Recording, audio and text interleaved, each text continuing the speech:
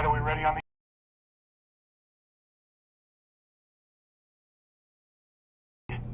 3, 2, 1?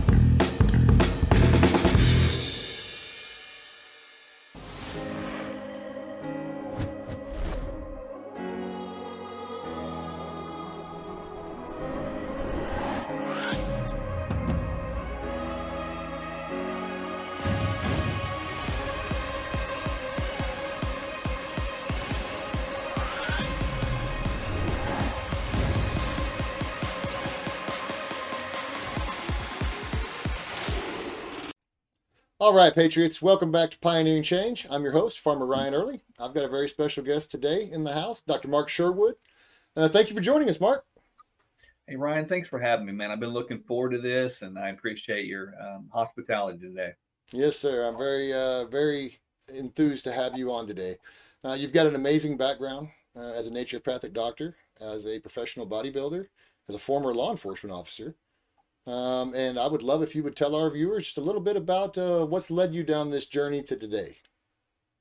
Well, a lot. I think the greatest teacher in life is called pain. The pain that you go through, or maybe pain that you see other people go through. And early on in life, I think that being an adopted kid and some level of struggles that I had as a child, with being accepted, being somewhat overweight and having to battle from behind. And that's kind of driven me down the area of standing up for the people that can't stand up for themselves, and maybe fighting through battles in a way that gives somebody else inspiration. So, that's kind of what drove me down the pathway. But obviously, professional baseball player was an achievement that I'm happy with, and police officer, SWAT team, bodybuilding, you mentioned.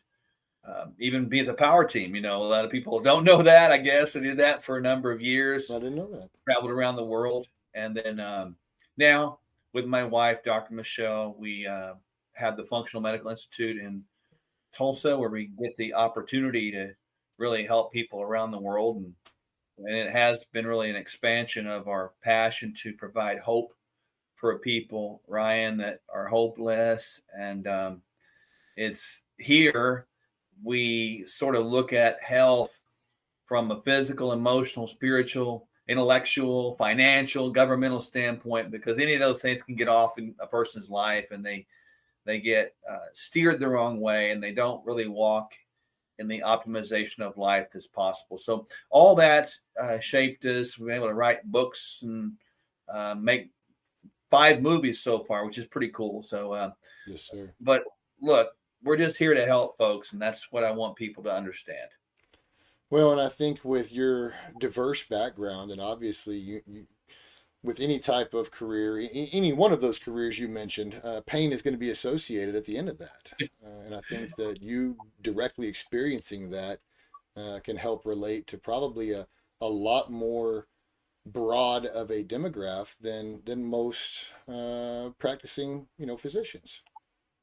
Well, I think you're right, because we little kind of a biblical parable that I use that really explains what we do is, the one with the Good Samaritan. The person falls into the hands of robbers, and through no fault of their own, and getting beat up and robbed. Well, the world can beat up and rob people, right? It can put us in a bad space, man, and somebody needs to get in the ditch and help them. But in that story, you see a lot of people walking by because they're too busy, they're too good, they're too religious or too spiritual, too clean, whatever. But the Samaritan, who's one that was underappreciated, underacknowledged, gets in the ditch, and he or she helps them out of that ditch, equips them, bandages their wounds, and teaches them how to exist. And they in turn become someone who jumps in the ditch with somebody else. So, we're not afraid to get in the ditch with people. We get involved in their lives and develop a relationship. And frankly, there's healing in that, in people's lives, because there's trust, and you listen to people. And most manifestations of physical disease processes, Ryan, are rooted in spiritual and emotional brokenness. That is a statement that people need to really just say over and over again, because it's true. Why do people behave so badly? Why do they have poor food eating habits and all this? It's because they're hurting emotionally. And so you got to deal with the whole person to develop the holistic approach of real and actual healing.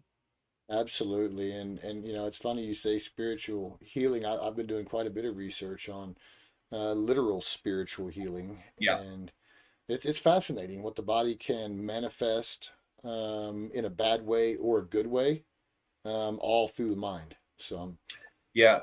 With the spoken word, we forget from a scientific capacity what that is. I believe that God spoke the world into existence. Some people may not, but I know this to be true, and it's been proven that when you speak the word, the cells of the body have these effector proteins that come to the surface, and they sense what's going on. So if you say things that generate fear, anxiety, drama, trauma, the cells go into this protective mode. They're not able to flourish anymore or be productive in all of their functions that they do. On the contrary, when we speak words of peace, the cells sense that too, and they're able to function in a more fluid manner, a more homeostatic manner. And so at that point in time, our bodies function better in the state of peace. And there's nobody out there that would argue with that. And it has been proven scientifically as well that the words have that power. So, kind of what we say matters, who we say it to matters, who we're hanging out can affect what we say, and that becomes what we are. I couldn't agree more. And we see that in plants. There's been several studies that showed playing Yeah. positive music and versus playing negative music. Animals, same thing. Frequency, right, is really what a lot of that Yeah. breaks down to. And I believe we're all, energetic beings. We all can be altered by the frequencies that we're exposed to. And I think, there's a lot of evil at play right now. That 5G and some of the frequencies that we're operating on right now in everyday life is very scary. Uh, it, it always confused me as to why, I say early on, doesn't anymore. Early on, as to why someone would want to do bad or create bad things or put us in a bad environment or even have just a negative energy and frequency in their own being or, in their music they listen to, etc. And I believe that we manifest, through those frequencies. And if you put positive in your life, you speak love into it, love heals all. So, Well, they both become addicting, don't they? yes, They both sir. become infectious. They both become contagious. And we need to start spreading some contagion of hope around instead of contagion of hopelessness. And it's like they're the opposite or the antithesis of each other, and it does change things. And so whether it be in our roles as naturopathic functional healers, my wife's an osteopath, or whether it be in politics or in emotions or just life in general, we want to express the idea of hope for people and give them something to hang on to that can drive them forward, to give them something to a reason or a why to live for, and not a hopelessness which makes you want to check out.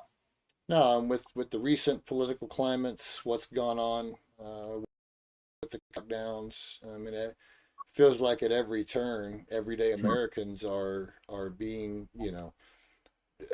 shut down and told to be, stay indoors, be negative, be careful, don't go around others, take the shot, take the shot, take the shot. Um, in a world where everything is negative on the news and negative energies are constant, finding a positive and focusing on that, I think, is very important. It is, I go back and look at the COVID situation. I thought Operation Warp Speed was one of the worst decisions we've made as a government in decades. I thought we rushed into that in a bad way, and I think pharma drives the system too hard, and I think the government needs to shut that down, but they can't because they all take money from them. So, they don't have the courage to say no. And then further, when you isolate people alone, isolation leads to domination. Isolation leads to depression. Isolation has led to increased drinking, alcoholism, and drug abuse, and drug use, and suicide. We saw all that increase during the last 3 years in that process. We saw people lose their jobs, livelihood, and it was all unnecessary, Ryan. It would have took one state have the courage to say, you know what, appreciate you, federal government, but get your, out of our lives. Yes, We need sir. everybody do that because they're all dependent upon the federal dollar. And that's a dependency that we've got to clip off, snip off forever and more, because we're creating a nightmarish situation, and it's just going to get worse. The climate is still the same. We continue in the world of politics to put glamour and glitz and dollars in the pockets of these federal politicians when that's not the answer. The answer is in you and me and all the people listening right now to say, we need to become self sufficient. We are the governors of the government. That's what it needs to be. And for whatever reason, we lost our way. And I have hope that people will find their way once again in all those areas, Ryan. Yes, sir. On that note, we're going to take a quick break, and we're going to come back and talk about a few things that you touched on earlier on in our conversation. We'll be right back.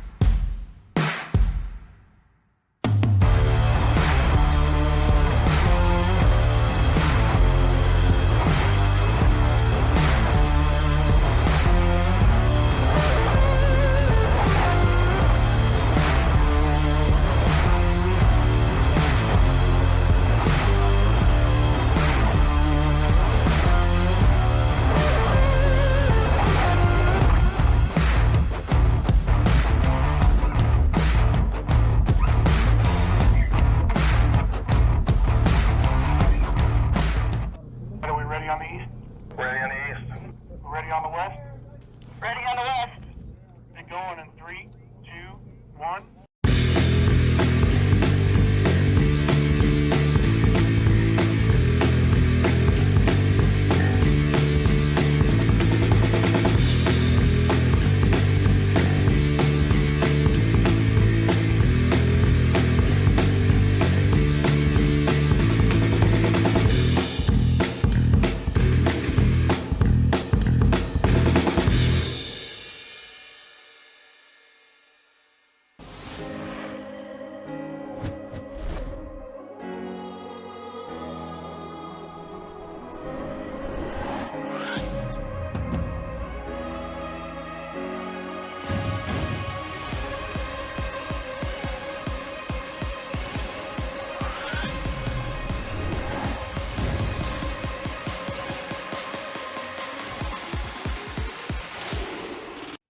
All right, welcome back, Patriots. We're here with Dr. Mark Sherwood. We've had some amazing conversation already about health, wellness, and I'm sure there's some things we can come back to.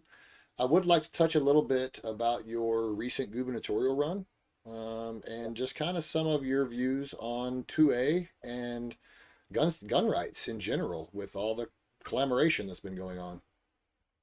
Well, it's interesting, the Second Amendment is what we use as our cornerstone piece, Ryan, and this is the only amendment that actually has within the amendment the reason for the amendment. I think that's kind of cool, and it says in there, and I'm just paraphrasing for sake of brevity, for the security of the preservation of a free state. What does that mean, right? And it also says that the end shall not be infringed. In other words, don't mess with this one because of this. Structure of the sentence is a big deal in that one. We need guns for the security of a free state, and don't mess with this rule, right? And that's the whole concept behind it. Well, the ability to keep and bear arms is really a citizen right that gave us the ability to fight back against Great Britain, the state of Great Britain. And I think this is key right here. We use those words state, and then when we use the Declaration of Independence, we use the states, right? So they were looking at the states as individual countries standing against the individual country of Great Britain. And so we've lost our minds with that one now. We, instead of becoming these United States, we've transitioned to the United States, state of America. That's not true. We're individual countries is the way it should be apprised. And that means that every single state has the responsibility of ensuring that they do not allow any sort of thing come in and override the Second Amendment. The Second Amendment is designed so that we can have our First Amendment being preserved. The right to do what we're doing, the right to be what you want to be and become what you want to become and do what you want to do and dream as you want to dream and have the American dream. That's the First Amendment, right? Well, the right to pursue happiness. Of those being infringed upon right now, and it's sad. And the most important people that should be protecting that should be the governors and the sheriffs, and both, I'm sad to say, have let us down. I agree, and not just here, especially in other states. In Oklahoma, we have a pretty laxed 2A protection here, unlike some states. Every time I have the debate with someone over gun control, they always say, "Oh, well, you want everyone to have a gun." Well, yeah, I think every American should know how to use a firearm. Every Chinaman it has to go to training camp for at least 2 years, right? Or at least that's been their policies. Because should you have to defend your country, you should know damn well good and how to. And I feel like they have done everything in their power to demonstrate that and create this ultra MAGA super, gun-toting redneck theme to take that away from us, to take away the power to be able to defend our country against any oppressors, foreign or domestic. They have. And the reason we haven't been invaded, we kind of are being invaded in an indirect way right now through our lack of border security. But the reason we haven't been invaded is because of the citizenry that is bearing firearms. There's no way a country would come over here because they'd get their tails handed to them, because you're going to have Ma and Pa get their shotguns out and fight you. And they don't want to do that. Right. So that is a protection for the freedoms in which we have. We're the last great beacon of hope, I believe, for the world at this moment in this area, because if we don't maintain these rights, we lose the ability to maintain our rights, which gives the government the ability to put their rights over ours. And we're transgressing that way in a rapid manner. And both sides are at fault. Even in Oklahoma, we have a clause in our own state constitution that's after shall not be infringed. We don't have a period. We've got a comma. And it says unless the legislature says so. That's why we have this big 2A association lobbying. Why do we have to have a lobby for something that should never been infringed in the first place? The quick fix of that one is to redo the Constitution of Oklahoma, take out the comma, put a period, let it match the Constitution of these United States of America as our founders intended, make sure the sheriffs hold that thing accountable, and then we're good. With the idea of all these mass shootings that are happening right now, hatred, evil, murderous thoughts cannot be legislated away. You cannot take the hatred out of mankind, Ryan, by coming up with some law. The very first murder was done with a rock. Yes, And the sir. most mass murders we've had in our world or in our country were with fertilizer and airplanes. So again, you're not going to take it away. And so I think our methodology has not been right to have these discussions. We need to protect our kids. We need to protect our schools, protect people's lives. We need to protect people from not giving them information on mental illness, how to fix it, and the discussion has to be had. And I think it's going to take a bold stance by some of our leaders to find the way to get to the root cause of this issue, which is the inability of us to have difficult discussions without getting murderous and hatred as an intent within that discussion. And I think that America as a whole is a country of differences. It's a country of disagreement. It's a country of people that might not like others' opinions, but we're all Americans. But that is rapidly deteriorating to where now you have a party system that has and promotes hatred, both sides, and that is not okay. No, division is the agenda. They want to Yes. create the standoffishness, the love thy neighbor time frame of the mid 20th century is gone. Now you don't talk to your neighbor, and if you do, you're yelling at him for whatever reason, and that's just not right. Here in Oklahoma, we still wave at other pickup trucks when we drive by in our pickup truck, right? I know, and I learned this in the course of the campaign that you can stand in differences of people, but you don't need to hate them. I mean, I listened to people that didn't agree with anything I said, and that's okay. I still love them, and we need to understand that you can have difficult discussions without getting irate at people, and we've got to get back to that again. I think that's the real issues with our Constitution, because a lot of people I learned don't even know the Constitution. They've never been taught that. A lot of people don't even know why they're Democrats or Republicans. They have no idea just because mom or dad was that way. And I've always been taught that way. And they don't know the platforms in which they stand. And neither do the politicians that are elected. So, most politicians don't. We've had a discussion about the Second Amendment. Most politicians don't even know that they are so bent on securing votes that they'll say whatever they need to say and do whatever they need to do and take money from whoever, because it's all about holding on to power. And we've got to get that out of the way and bring back the people again as the leaders of our freedom. Absolutely. The political parties as we've known it have changed just in the last 20 years. And I believe that's been, pardon some of my, I believe that has been, a lobbied process really over the last 50 years.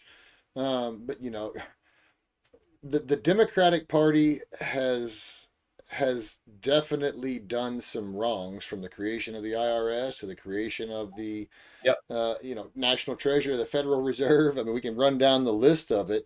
The two parties have pretty well been on opposite sides of the aisle, but more and more I can't hardly tell them apart because they seem to all be voting for the same things, and they're telling us one thing from the steps, but yet they're not standing up for 2A rights, for individual citizens' rights in general. So that's right. And keep in mind for our listeners right now, even the idea, the concept of a federal politician having the concept of discussion about having some kind of idea that they can affect the rights of the people in the states to keep and bear arms. That is flawed in itself. Congress has no power to do that. And the very idea is preposterous to think they do. And for the citizens of the states and the counties and the cities that voted for them, it's shocking to me. I mean, how can we be so naive to not know our own foundational, fundamental constitutional rights? Absolutely. On that note, take a short break, and we're going to come back and talk some more about some of those individual rights that are being infringed upon every day more and more.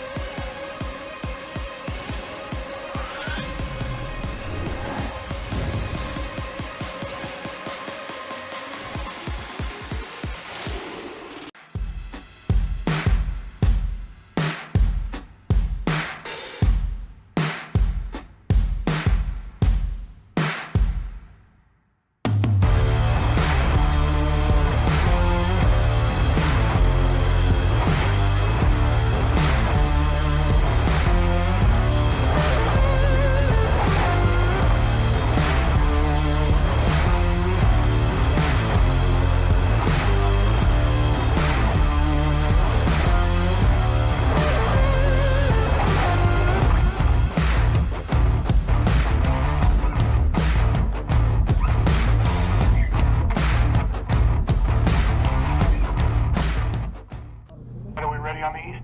Ready on the east. Ready on the west? Ready on the west. Get going in 3, 2, 1.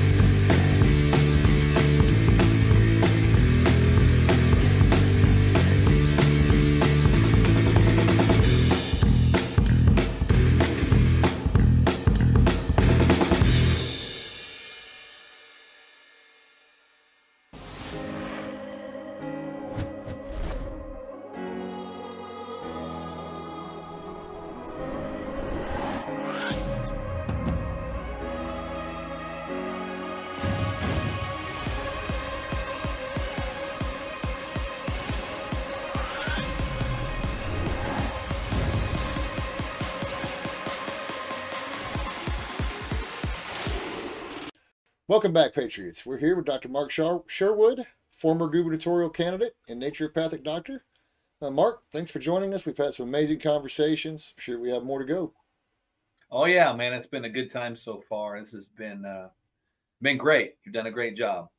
You're an amazing guest, and I'd love to talk a little bit about some of the current political items. You know, there's a lot of talk in the news about transgenderism, about Budweiser.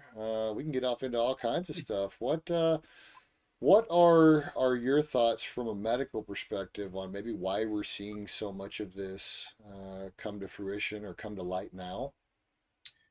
I think it's a combination of things. I think first to establish the idea that sex of an individual is established when that first cell is formed. You know, the egg is fertilized by the sperm, and we get this cross of the 23 chromosomes of the DNA from mom and the 23 chromosomes of the DNA from dad, and they interweave, right, in this double helix structure. And that double helix structure of our DNA resides in the nucleus, which is sort of the brains of our cell. And that cellular concept is nothing more than replication. So 1 becomes 2, 2 becomes 4, 4 becomes 8, 8 becomes 16, etc. And these different cells with the same DNA are able to form eventually tissues. Tissues form organs. Organs form organ systems, and organ systems form the organism. So all that said, the original cell structure determines the sex of that particular organism. And you cannot change that. You can think you're something else. You can say you're something else. You can even take hormones or sort of demasculate yourself by cutting off physical body parts. but it still doesn't change the cell. It doesn't change the DNA. And therein lies the confusion, because in today's world, there's a lot of confusion about a lot of things. And this is a powerful thing to think about. When there is a search for truth and everybody's looking for it, and we don't find truth, and we accept something we believe to be truth that is not truth, there is a conflict there. And the conflict resides within the heart of all men or women, Ryan. And that conflict, when we can't resolve it, we can't reconcile it, we can't figure it out, it becomes a source of contention deep within. And deep within the heart of people that don't understand what I just said, there's inherent and inborn conflict that is. And today it's progressing to manifest itself in the most absurd ideas, that I can say to you one day that I'm a man today, and I can say to you tomorrow that I'm a woman because I feel like it. And then I can say to you I'm a cat because I want to be. I can be a dog if I want to be. And I don't have a problem with people's imagination, because imagination is the basis of science, right? It's the basis of the way we develop things. It's the reason we can imagine flying to the moon and back, you know? But when you start making these imaginative things concrete and they go against truth, there's going to be conflict. And this conflict today, and this is the reason that we're having so much trouble with this, is because when someone comes at these issues with a core foundation of truth, like I just said, someone that's in conflict, they can't agree with that because it creates too much truth. So the truth provides freedom from conflict and peace from conflict, yet they're so addicted to the chaos they can't get out of it. And so that was a big answer to a short question, but that's why people that struggle with sexuality and identity and stuff like that, there's a ton of issues with suicide and violence that we're seeing played out before us in the news today. Absolutely. And a lot of that, the medical community itself is not only providing these drugs, these chemicals, these hormonal altering compounds, but the surgeries. And it seems like they're pushing every day for those to be at a lower age with less consent from the parental guardian, or no consent in some cases, as the news is promoting. And it's just, it's beside me how, if to each their own, right? I believe in personal freedoms and body autonomy, and that you can do what you want to do, but you can't force your beliefs on other people, and you can't expect someone to not acknowledge you as a human being even though you identify as a cat, right? That's right. And I can say this with all sincerity. I don't have any problem looking at somebody that believes they're a cat, or a guy that believes they're a girl, and telling them I love them. And I mean it with all sincerity. I really, really do. And they can come into my clinic. They can sit here and work with me all day long, and I'll help them and love them just the same. My wife's the same way. That doesn't mean I agree with them. It doesn't mean that I support what they're doing to themselves. And I'm going to do my very best to teach them and educate them so they can be fully informed of the consequences of their decisions, right? And that's kind of what you're talking about. Free country to think and believe is what you want. That's the beauty of America, even if it's absurd thoughts. But to provoke this situation to violence where we're killing people off, that doesn't work. And to think that, and this is hardcore truth within the medical system, it's not a system any longer where the people are the primary focus. It's a system that focuses on profits. Anytime you have a profit-loving system over a people-loving system, you fell for the biggest trap of all, which is the love of money being the root of all evil. And that is the core issue of this.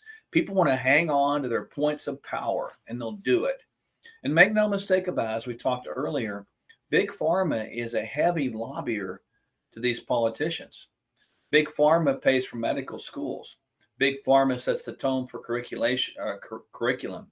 Big Pharma sets the tone for the standards with which these physicians will meet. And my wife would tell you this, and because she is a conventional medical school graduate. The idea of what I just talked about is not taught in schools anymore. And so we become products of the systems that we create, product of the cultures we create. And our culture has been created in a way to promote these kind of things to these children. And you're right. If you want to do, you're 18, you want to do whatever, you can go out and cut your, private parts off if you want to. That's your business. You can do that. And you may find some surgeon to do that. But that doesn't mean it's a good idea. And that doesn't mean it's going to provide benefit. And it doesn't mean you're going to be able to change sex. No, and it doesn't mean you're not going to, as we see so often now, more and more coming out that have had those operations, even at an adult legal age, in the years after, regret mutilating their bodies, regret taking those drugs, and are no way to go back. So Yeah. the mental health implications, as you mentioned, suicide rates up among the LGBTQ alphabet community are up, and not just there, but among veterans, among first responders. I had Lee Vernon on, who was a 25-year first responder and has an organization for widows and families of first responders and police officers that have taken their own life. And he said it's something that doesn't get enough awareness, but it is up there with veterans coming back from deployment. So Well, it's right. And as a former first responder, I can tell you that some of the most painful things that I've ever experienced is, from a personal standpoint, is seeing a friend, take their own life. And that's even worse than seeing the bad guy take one out. It's just, it's horrific. You wonder what happened. And, first responders, law enforcement people, military people and even today, all people suffer from the idea of PTSD. It's a big deal. We're living in a dramatic, anxiety, fear-based society now where it can take its toll on anybody. yes, sir. And Hollywood definitely does its part at desensitizing us to a lot of that, to where it almost becomes normality to see it. But when it hits close to home, when it's a family member, a friend, someone that you have a direct relationship, there's no desensitization to that. And I think that's where, instead of Hollywood and big pharma and even the regulating bodies behind them promoting desensitization to sexual awareness, to violence, to homicide, and to drugs, they should be promoting, healthy solutions. And I don't have the answers, right? I work with a lot of different groups and physicians and practitioners and outreach groups that we try to help find and fulfill some of those shortfalls in nutrients and many things that we've talked about today on here. And it's crazy the response when those who are suffering are able and be willing to go down that pathway of a non-traditional functional root cause pathway that so much good can be done and so many lives can be saved versus just writing another prescription for another pill. Well, yeah, and my wife and I have been trained and certified in really all of the functional medical organizations of size. IFM, A4M, AMMG, WorldLink Medical, and we've been through those certification programs, and they all have a good benefit. And we've kind of coined our own style. Instead of functional medicine, we call it functional healing. So we've taken the best of all of those things, we've put them together, and we realized that when we put them together, we have to talk about the emotional and spiritual health, as I mentioned in segment 1. And to that end, invariably the governmental stuff comes up. These discussions about transgender and guns come up. It's all part of life, and life is something that you either master or it will master and affect you. And so we try to do that. And it's been interesting in this journey because we don't have many we don't have any colleagues that do what we do. We're like, oh my gosh, and we do bring the God card in there all the time, right? And that's just kind of who we are and what feels right. I love it. I love it. On that note, we're going to take a short break and we're going to come back and talk about one last subject.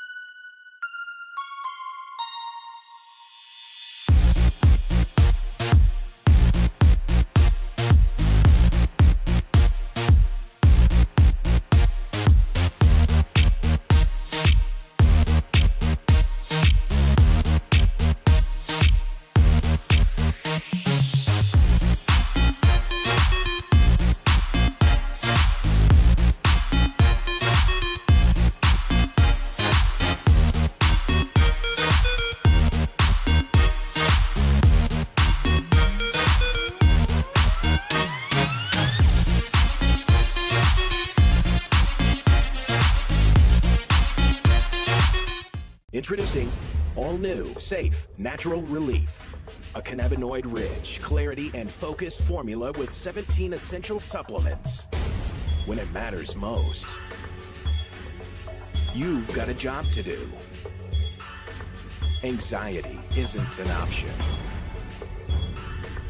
Programmed to keep you moving. A product exclusively manufactured for Active Duty RX by Cantech Labs.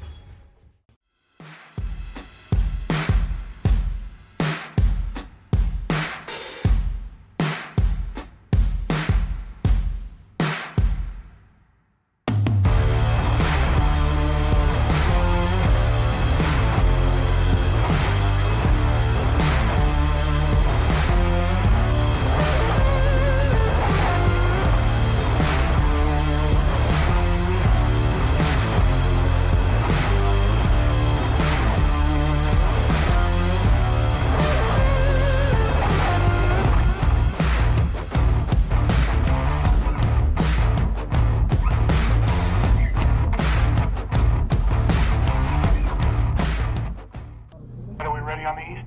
Ready on the east. Ready on the west? Ready on the west. Get going in 3, 2, 1.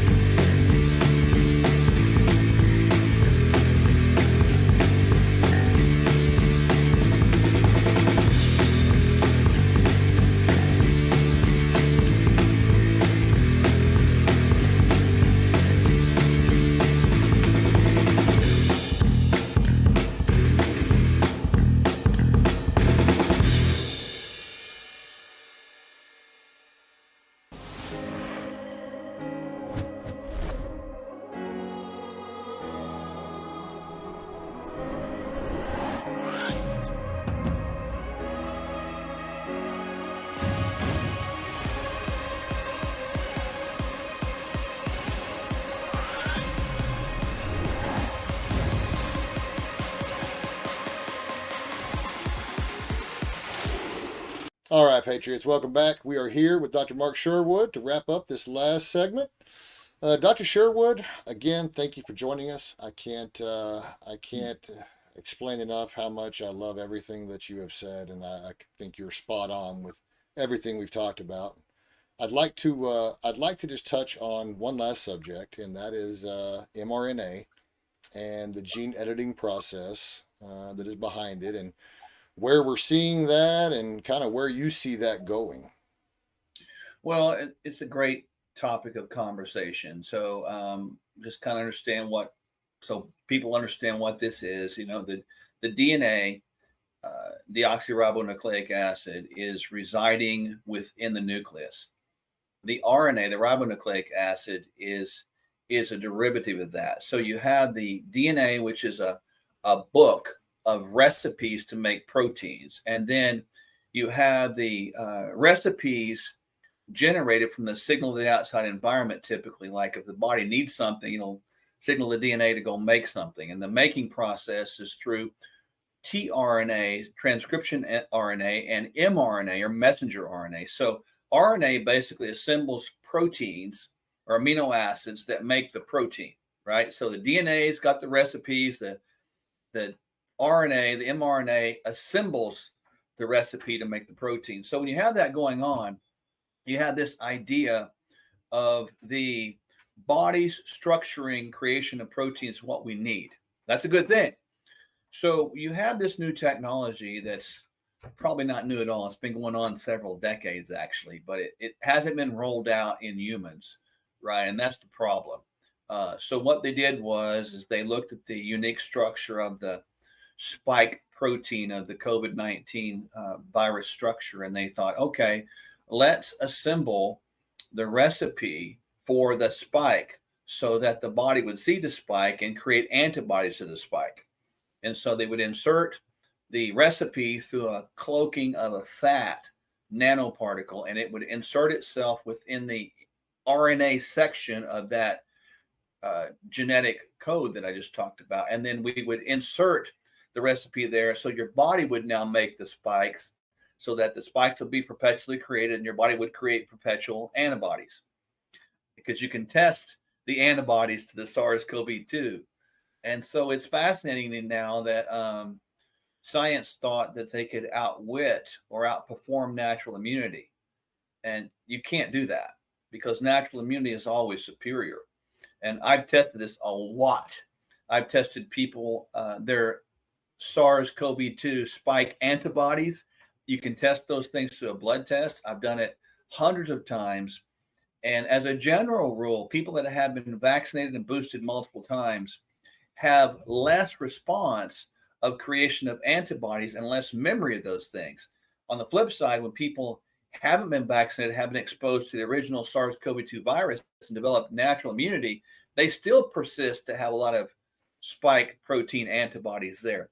All that said, within animals now, you're hearing discussions about mRNA. It's been there a while. I think that probably in horses and pigs, and genetic modification has been within plants for a long, long time. This is not anything new. We're just starting to make it newsworthy, so to speak. And even, when I look at any invention, any technology, any scientific thing, Ryan, I suppose in all of it, there is some benefit that you could derive from that. But there's also a lot of evil you can derive from that. And that's the nature of mankind, isn't it? So you have to have the wisdom to understand, okay, here's what's developing and here's what has been developed.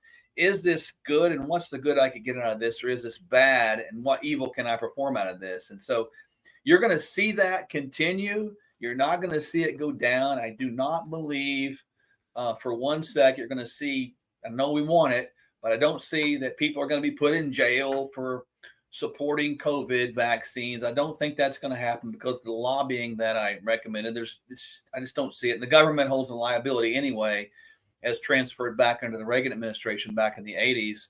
And then you're also going to see continuation development of AI, artificial intelligence. That's going to continue, and you're going to see good and bad to that too. So it's up to us as patriots, Ryan, to be able to discern what is good and bad, and find people around you that are going to exercise wisdom and caution and give you the best that they know of information under that cloak of wisdom, so people can make an informed decision on what they're going to do. And we should never go down the pathway ever again of forcing people to do something against their will, especially medically. That is completely backwards in what we should have done. The answer has always been no. You do what you want to, and it shouldn't affect your job or livelihood. But I will say this, and a lot of people don't know this. George Washington, the very first president, the commander of the Revolutionary Army back then. Remember that?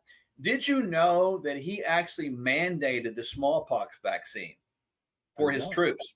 He did that because back in those days, he didn't want to have the idea of being on the battlefield and all of his guys get sick and die because he's in a war. So the idea, the thought processes that we're going through today are not new. They're old. There's nothing new really with mankind's thought process. It's just under new packaging and new appearances or new wrapping, but it's the same thing. But we have the opportunity to use good and bad in all of these things, and my hope is that there will be good thinkers out there that will really be able to get the good out and employ the good, and really to teach people how to avoid the bad side of these things. Absolutely. I can only hope and pray that after, what we saw with COVID-19 and the mRNA vaccinations, that the next time they roll out the next new big vaccination scheme, that people will think twice. And, Operation Warp Speed was rolled out literally at just that, warp speed, without any ethical or even non-ethical testing. They just rolled it out. Most of the testing that was done early on actually came back very negative in some of those vaccinations. Yeah, it did. And I think that we're going to see I don't think we've seen the end of that story yet, quite frankly, because with that program, as a general rule, it takes you years and even decades to effectively analyze what that does to a population that you're studying. And we haven't had that much time pass. And that's an inherent problem. What does it mean? And the reason I don't think we're going to see any resolve to that issue and sort of keep people being penalized, et cetera, is because of big pharma.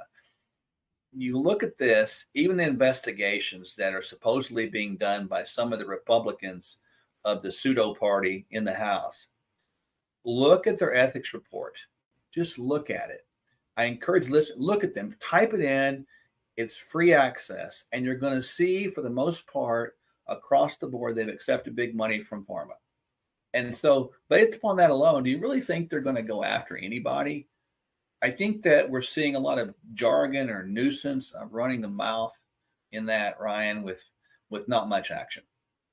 No, and ultimately it's the taxpayers that foot the bill for every vaccination that was or was not even given. There's still a very large excess number of COVID vaccines that it seems like they almost disappeared. Now, I'm not seeing anything for vaccinate. Now I'm seeing get the new flu shot that has the COVID-19 mRNA gene editing vaccine in it, which is extremely scary. I also noticed that the tetanus Tdap is now an mRNA vaccine, which is very scary. Well, they're doing it under the idea that, typical classic vaccines, just so people understand, is an inert, small amount, harmless amount of a virus or whatever, and it's introduced in the body through a bacterial carrier, and the body then responds by going, hey, you don't belong here, and I'm going to create some antibodies to you. And then anytime in the future that I see anything that looks like you, I have a memory that these antibodies worked against you. That was old school stuff. Now, with mRNA, we're inserting it where the body can manufacture those antigens, right? And then the body will develop an antibody to that. On the surface, if you look at it from a worldly view, kind of makes sense. But if you look at it from a wisdom point of view, it doesn't make sense, because you're intercepting a normal structural function and expression of genes. Why would you do that? The only reason you would do that is if you thought you were smarter than the natural immune system and you wanted to override it. And you even heard people say that. We are now taking control of the immune system. You heard that. And from a standpoint, and this might be a little bit far out for people, when you put yourself in that position, you're putting yourself in the position of God. You put yourself in the position of God and the idea that you think you're smarter than God, you're always going to go contrary to him, and it's going to become conflictive. And that's a problem. And that's what people want. They can't stand the autonomy, the authority of a God that is superior to anything. So they want to go out and try to become that. It sounds pretty demonic to me. That is probably the best explanation I think I have ever heard of that. So On that note, we have ran out of time for today. We're definitely going to have to schedule to come back on. We've still got several topics I'd like to cover. Dr. Mark Sherwood, thank you very much for joining us today. Like I said, look forward to having you back soon. You're welcome. Appreciate you guys having me anytime. People can reach out and find us at Sherwood.tv. We're super easy to find. Very good. Sherwood.tv. And you have a podcast as well. Is that where they can find your Yeah, podcast? we do. Podcast is called Furthermore. There you go. One word, kind of cool little title. It's on podcasts everywhere. You can find them. We're going to be on Roku soon with our television show. So stay tuned. Awesome. Thank you for joining us. I'm your host, Farmer Ryan Early. Until next time, I'll be continue searching the past to grow a brighter future for everyone. Are we ready on the east? Ready on the east. Ready on the west? Ready on the west. Get going in 3, 2, 1.